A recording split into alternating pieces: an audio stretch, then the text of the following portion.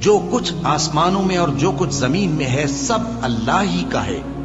تم اپنے دلوں کی بات کو ظاہر کرو گے تو اور چھپاؤ گے تو اللہ تم سے اس کا حساب لے گا. پھر وہ جسے چاہے مغفرت کرے اور جسے چاہے عذاب دے، اور اللہ ہر چیز پر قادر ہے.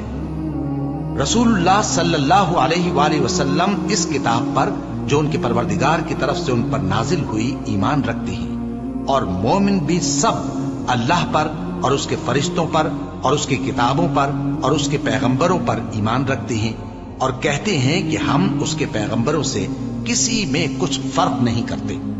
اور وہ اللہ سے عرض کرتے ہیں کہ ہم نے تیرا حکم سنا اور قبول کیا.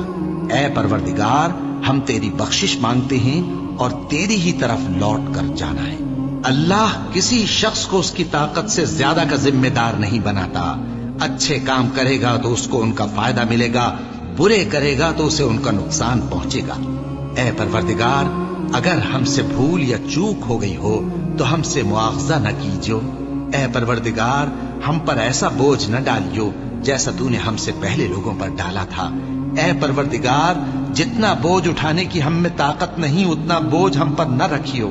اور اے پروردگار، ہمارے گناہوں سے درگزر کر اور ہمیں بخش دے اور ہم پر رحم فرما. تو ہی ہمارا مددگار ہے، سو ہم کو کافروں پر غالب کر.